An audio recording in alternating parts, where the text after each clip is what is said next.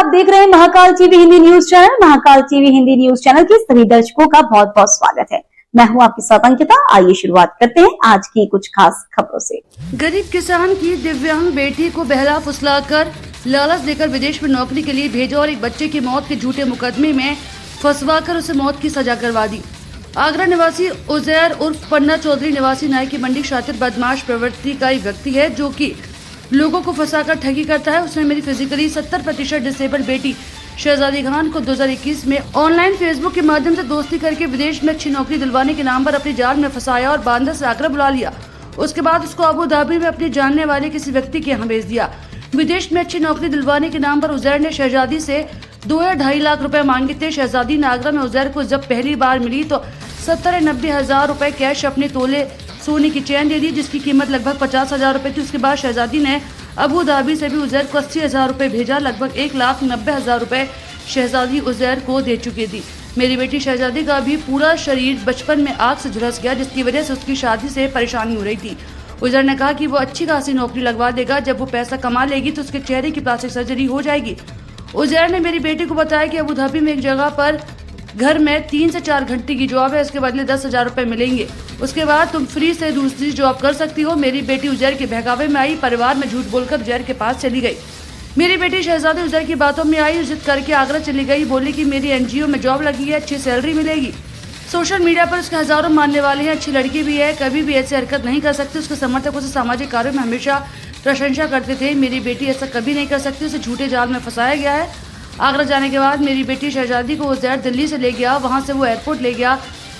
Abu Dhabi में NGO में काम मिला, अर्जेंट जाना है। मैंने उसको रोकने की कोशिश की, लेकिन वो बोली कि मैं 3 महीने में वापस आ जाऊंगी। उजैर भाई पूरी मदद कर रहे हैं। 20 दिसंबर 2021 को शहजादी के अबू धाबी जाने के 11 महीने बाद फैज और नाजिया के 4 या 5 महीने के बच्चे की मौत हो जाती है। बच्चे को 7 दिसंबर 2022 को दिन में 1 या 3 बजे बच्चे की मां नाजिया के द्वारा कोई डबल डोज को वैक्सीन खिलाई और नाजिया बोली जब इंजेक्शन लगा तो बच्चा रोया नहीं, दूसरे हाथ में इंजेक्शन लगा तो रोने लगा तो चुप नहीं रहा। उसी 7 दिसंबर की शाम को जब नाजिया जॉब से वापस आती है तो खाना खाने के लिए बैठती है तो शहजादी कहती है कि उमर को देखिए काफी देर से सो रहा है, इतनी देर नहीं सोता। उमर तो नाजिया कहती है कि तुम मुझे खाना भी नहीं दोगी। उसका शरीर नीला पड़ रहता है। नाजिया को लगता है कि बच्चे को कुछ हुआ है, फिर बच्चे को लेकर हॉस्पिटल भागती है। घर में सीसीटीवी कैमरे में बच्चा अपनी दादी की गोद में दूध पीकर सोया था। उसकी तबीयत बिगड़ी, दूध भी दादी नहीं दिया।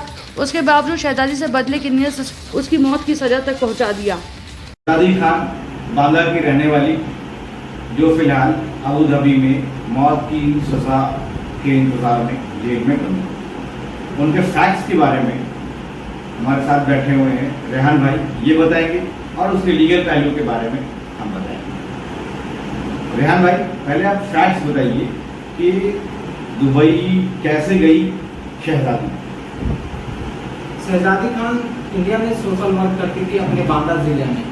तो वो वहाँ पे एक संगठन है रोटी बैंक के नाम से, उस संगठन से जुड़ करके और इसी तरीके से बहुत सारे एनजीओ से जुड़ के वो लोगों के भलाई का काम करती थी। किसी को ब्लड दिलाना, राशन दिलाना इत्यादि ये सारे काम करती थी, जिसकी इन सामाजिक कामों को लेकर के वो अपने जिला में काफ़ी फेमस थी।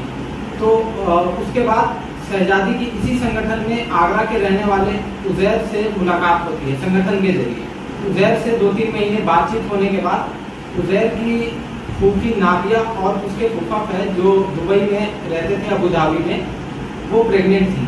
तो उनको केयर टेकर चाहिए था, जिसके लिए उन्होंने शहजादी को बोला कि कोई लड़की हो, 2-3 घंटे का काम है और 10,000 रुपये महीने मिलेंगे। उसके बाद वो लड़की अलग काम करके और पैसा कमा सकती है। ये बात उसने शहजादी को बोली। उसके बाद शहजादी पहले लड़की ढूंढती है, लड़की नहीं मिलती है तो उजैर को बता देती है, नहीं मना कर देती है कि कोई लड़की मेरे कॉन्टैक्ट में नहीं है। उसके बाद उजैर बहलाता फुसलाता है शहजादी को और कोशिश उसको ये कहता है, ये लालच देता है कि तुम्हारा शहजादी जो है वो 80% जली हुई होती है। बचपन में उसके साथ 7 या 8 साल की उम्र में घर में एक हादसा हो जाता है जिसमें वो जल जाती है। तो उसको ये लालच देता है कि तुम वहाँ जॉब करोगी और अलग से जॉब करोगी तो अच्छे पैसे मिलेंगे और तुम्हारा वहाँ प्लास्टिक सर्जरी हो जाएगा। इस लालच के बाद शहजादी जाने के लिए तैयार हो जाती है।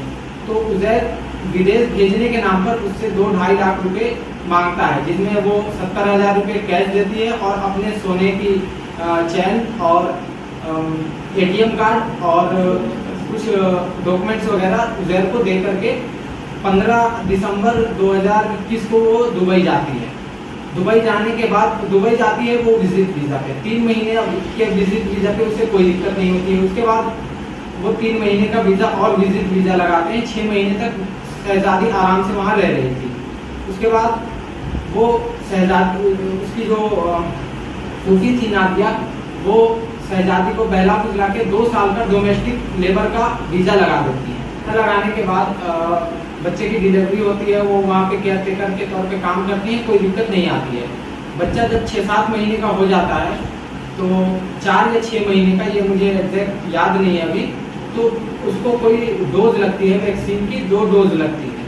जिसके बाद बच्चे की तबीयत खराब होती है, बच्चा बहुत रोता है। 48 घंटे के अंदर में बच्चे की मौत हो जाती है।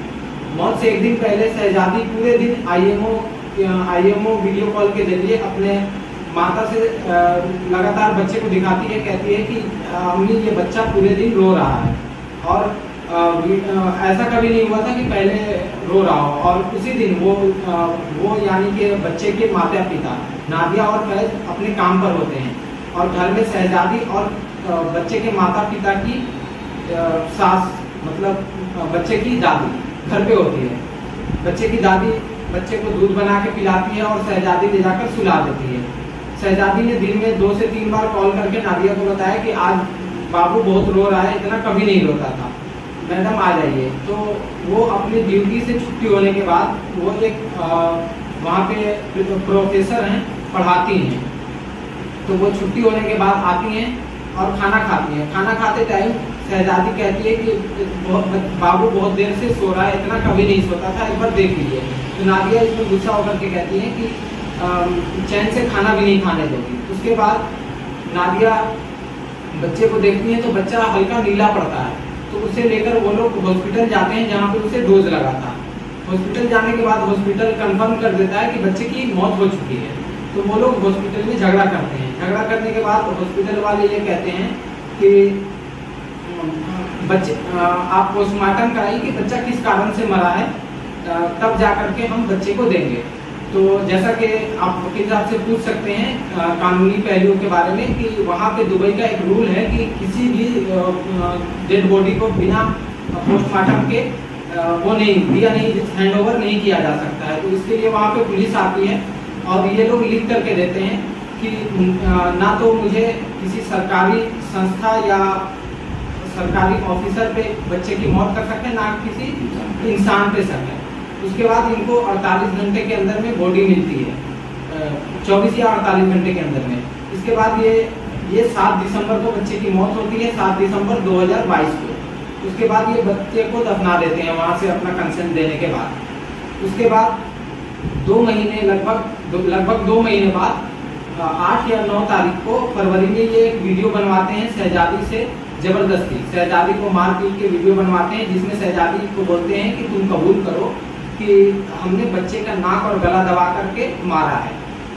घर में चारों तरफ सीसीटीवी कैमरे लगे हुए हैं। उसके बाद भी इनको कबूलनामा एक मोबाइल में रिकॉर्ड करना पड़ा।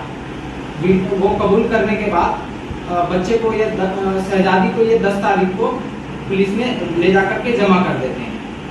और शहजादी को जमा करने से पुलिस में पहले ही ये लोग उसका वीजा कैंसिल करा चुके थे। तो फिलहाल के लिए इस खबर में इतना ही। देश दुनिया की तमाम बड़ी खबरों को देखने के लिए देखते रहे महाकाल टीवी।